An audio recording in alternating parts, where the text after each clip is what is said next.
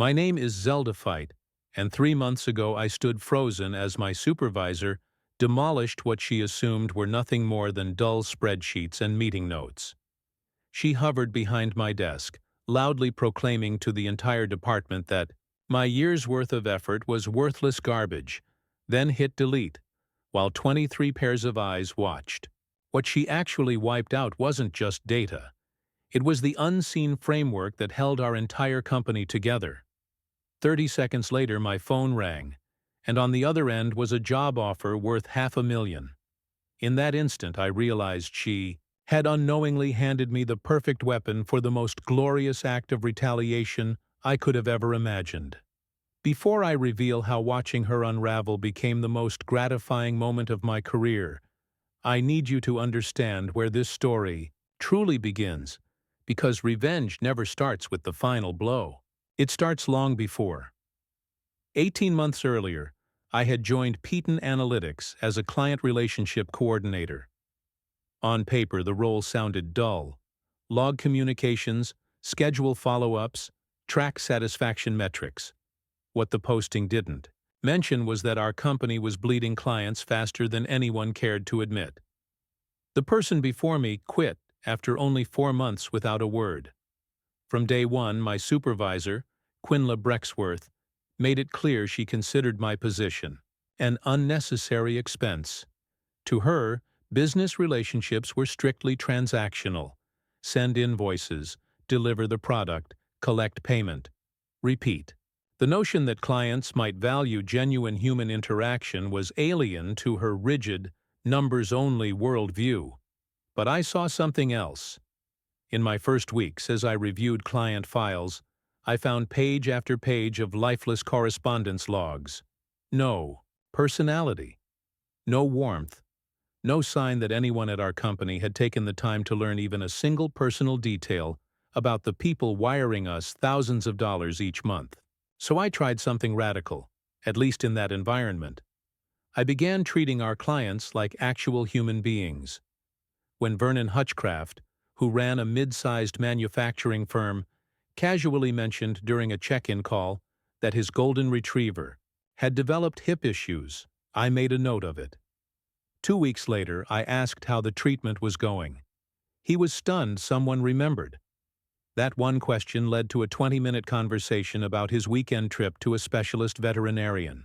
When Constance Farweather's textile business celebrated its 15th anniversary, I sent a personalized message congratulating her and asking about her future plans. That single gesture led to an extra consultation session, which brought in $12,000 in unexpected revenue. None of this required lavish gifts or big spending. I simply listened when clients shared pieces of their lives, remembered what mattered to them, and followed up in ways that showed I genuinely cared about their success beyond the invoices. Quinn never approved. She'd walk by and see me typing what looked like pointless chit-chat, and I could feel her disapproval like static in the air. During monthly reviews, she'd flip through my reports with a tight frown. "Why are you spending 45 minutes on calls that should take 15?" she'd demand, tapping her pen against her clipboard. "Your efficiency metrics are well below target." I explained that the longer calls were strengthening relationships. Clients were asking specifically to work with me. Our retention rate had risen 37% since I personalized our approach. None of that mattered to Quinla. All she saw were numbers that didn't fit her spreadsheets. What she failed to grasp was that I wasn't just logging calls. I was building a bridge between our company and the people who kept it alive.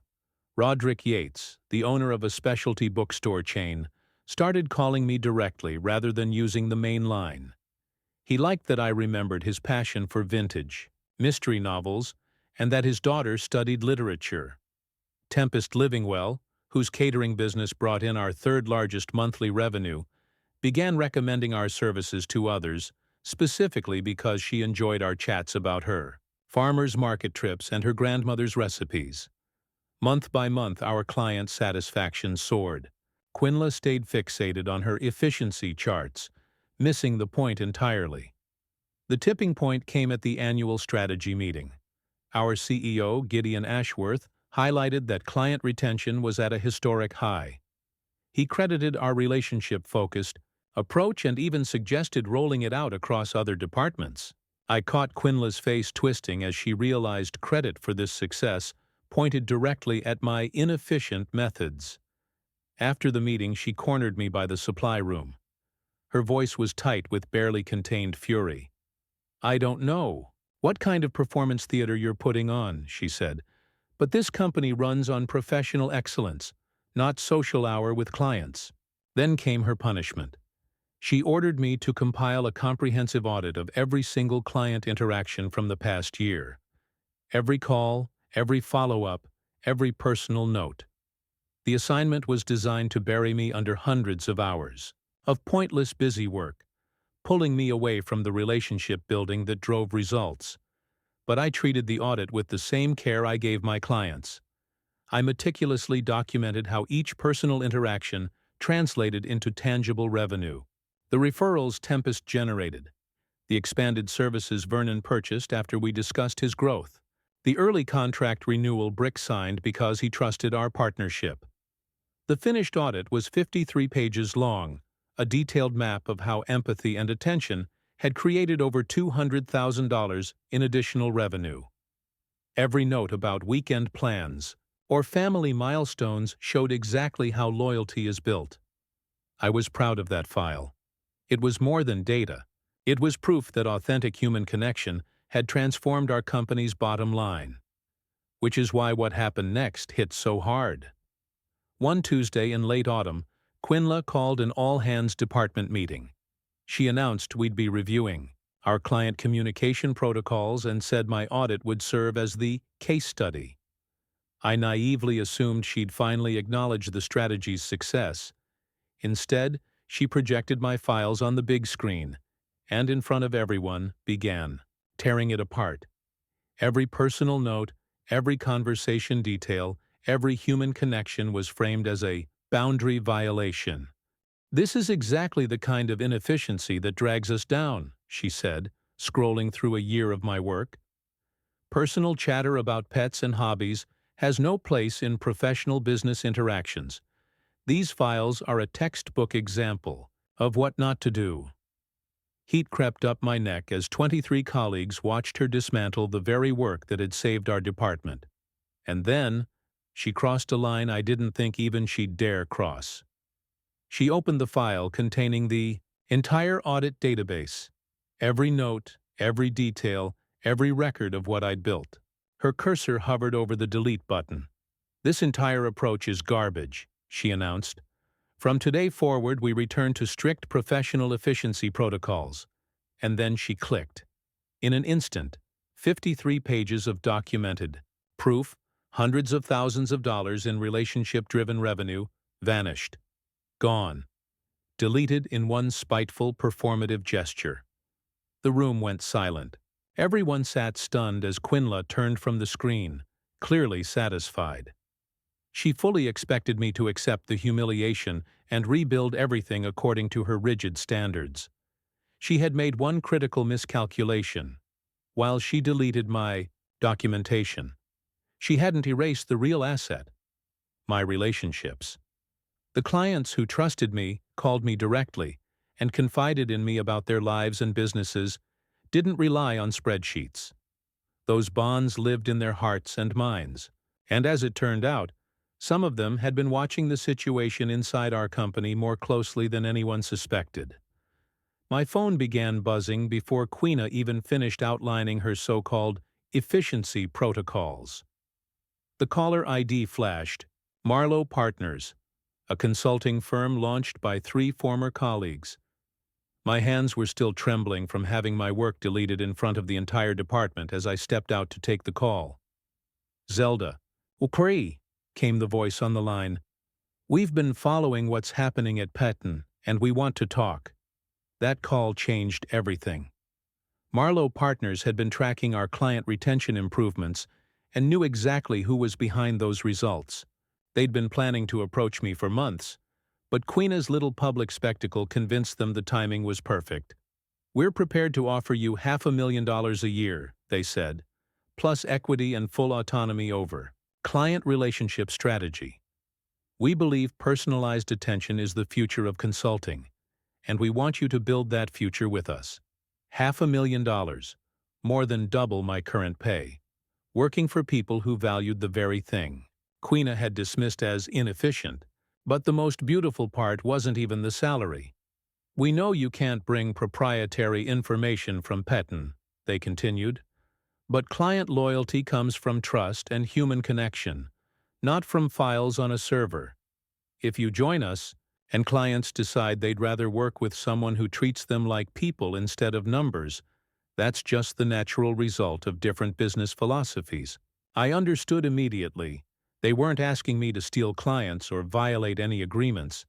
They were simply pointing out that if I left, and those clients preferred working with someone who remembered their dog's health issues and their daughter's college plans, that was their choice. When I walked back into the conference room, Quina was still droning about efficiency standards, while my colleagues stared at their notepads, visibly uncomfortable. She noticed me return and paused. "Any questions about the new communication protocols?" she asked. I looked at the blank screen where my audit had been erased, then at the faces of people I'd worked beside for 18 months, and finally at Quina's expectant smirk. "Actually," I said calmly, "I have an announcement." What happened next became the most satisfying moment of my career. And the best part? Quina would orchestrate her own downfall without any help from me. By deleting my so-called inefficient work, she'd wiped out the only thing keeping our biggest clients loyal. She thought she was destroying files.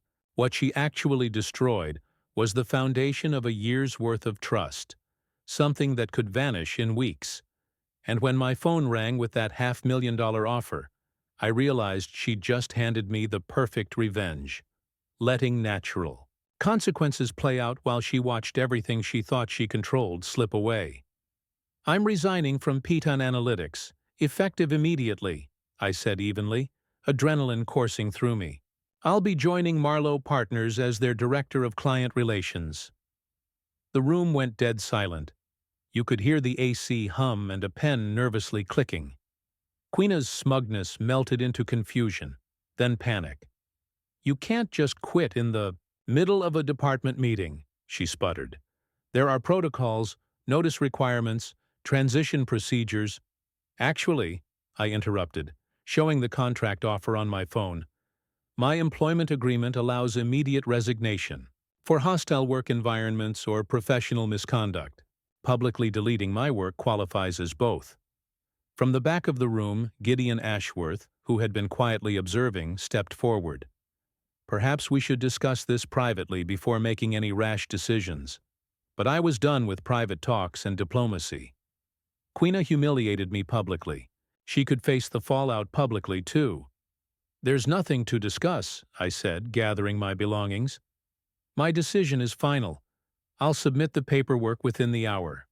As I walked toward the exit, I felt 23 pairs of eyes following me, some shocked, some impressed, a few clearly re-evaluating their own jobs. "You're making a huge mistake." Quina's voice pitched higher. "Marlowe Partners is an unproven startup. You're throwing away job security for some fantasy that relationship building matters more than professional standards." I paused in the doorway and met her gaze. "We'll see which approach proves more valuable." Within 24 hours, my desk was cleared, my exit interviews complete, and my new position at Marlowe Partners underway. Their office was smaller, but alive with energy and vision. More importantly, I was finally with people who understood that real business is built on genuine human connection, not sterile metrics. The validation came quickly. I didn't call Petten's clients. I didn't send one recruitment email. I simply updated my professional profiles and kept being myself. 3 days later, on Thursday morning, my first call came. Vernon Hutchcraft, the manufacturing owner who'd once updated me about his golden retriever, rang my new office directly. "Zelda," he said, "I heard you've moved firms. Congratulations. Let's talk about your new capabilities." We spoke for an hour about his expansion plans and, of course, His dogs improved mobility after specialist treatment. By the end of the call, he'd scheduled a meeting to discuss transitioning his account. That same afternoon, Constance Farweather called. Her textile company's anniversary was something I'd celebrated with her in the past. "I've worked with consulting firms for 12 years, she said. "You're the first person who ever made me feel my company mattered beyond the invoice. If you still offer that same personal attention, I'm interested in switching." By the end of week 1, 6 former Peton clients had reached out, unsolicited, because they wanted someone who treated them as individuals. Meanwhile, at Peton, Quina began to realize what she'd truly deleted. Mutual contacts told me she was scrambling, calling clients to schedule routine check-ins, only to hear that many were exploring other firms. When she phoned Vernon, he politely said he wouldn't be renewing his contract. When she called Constance, Constance explained she'd found a partner who understood her company's values. One by one, the clients I'd nurtured over a year chose to follow trust and connection, not a corporate logo. Quina had assumed loyalty was tied to Peton's brand. She was discovering it was tied to the human relationships she had destroyed with a single smug click. By the 3rd week after I left, I received a phone call that clarified just how disastrous Quina's choices had become. Brick Yates, the bookstore owner, who had started contacting me directly instead of going through Peton's main line, reached out with some news he thought I should hear. "Quinla called me yesterday," he explained. "She wanted to know if there were any service issues that could explain why I was looking at other consultants. When I told her I was moving my business to Marlowe Partners because I valued my relationship with you, she actually argued with me about it." He gave a short laugh, though there was no humor in it. "She told me that professional relationships should be based strictly on service quality, not small talk about books or family. According to her, I was making an emotional choice instead of a business decision.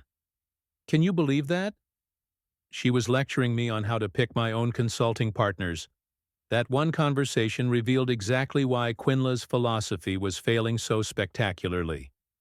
Even when confronted with proof that relationships drove client loyalty, she refused to adapt. She clung to her belief that efficiency metrics mattered more than clients feeling heard and valued. By the end of my first month at Marlowe Partners, 14 of Peton's former clients had either switched to us or started discussions about transitioning. These weren't minor contracts. They accounted for over 60% of Peton's annual revenue. I hadn't recruited them. I simply answered when they called, remembered their lives and businesses, and gave them the same personal attention that had built our connection in the first place. Marlowe Partners was outperforming even its most optimistic forecasts, while Peton Analytics suffered the worst client retention crisis in its history. The most rewarding part wasn't the money or the career boost, though both were incredible. It was knowing Quinla had caused the collapse herself. She could have supported my relationship-based approach. She could have learned from the improved satisfaction and retention rates. She could have acknowledged that personalized attention generated measurable results. Instead, she humiliated me publicly and erased work that represented hundreds of thousands of dollars in loyalty, convinced her efficiency. First mindset mattered, more than clear evidence to the contrary. 2 months later, word spread through industry channels that Gideon Ashworth had called an emergency board meeting. Peton faced the threat of layoffs, downsizing, and even selling to a larger firm just to survive. Quinla, who had been so proud of her standards and efficiency, was now scrambling to explain how the company lost nearly all of its key accounts in 8 weeks. According to former co-workers, she tried blaming me at first, claiming I'd sabotaged client relationships or acted unethically to steal business. But the timeline destroyed her argument. Clients hadn't fled immediately after my resignation. They left only after enduring her impersonal, metrics-obsessed approach and realizing they preferred working with someone who treated them like human beings. The board's investigation confirmed what I could have told them from the start. Clients choose consultants based on trust, quality communication, and feeling valued, not on how quickly calls are logged or tickets are closed. Quinla had dismissed relationship building as inefficient small talk, and now she was paying the price. 3 months after I left, the ultimate moment of poetic justice arrived. Gideon Ashworth called me directly to discuss what he called a partnership opportunity. He wanted to know if Marlowe Partners would consider buying Peaton's remaining accounts and possibly hiring some of their staff during what he framed as strategic restructuring. The same company that labeled my work inefficient garbage now hoped to sell their remaining business to the firm built entirely on the principles Quinla had rejected. During our conversation, Gideon admitted they were reassessing their leadership strategies. Reading between the lines, it was clear Quinla's job wasn't secure. Near the end of the call, he asked, "What would it take to bring you back as Peaton's Director of Client Relations? We're prepared to offer a major salary increase and full autonomy over the department." The irony was almost cinematic.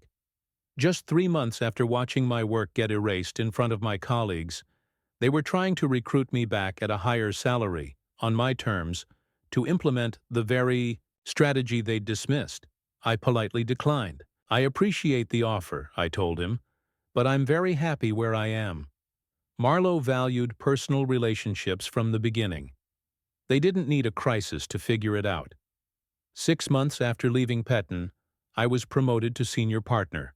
At Marlowe Partners, earning equity and overseeing client relationship strategy across multiple divisions.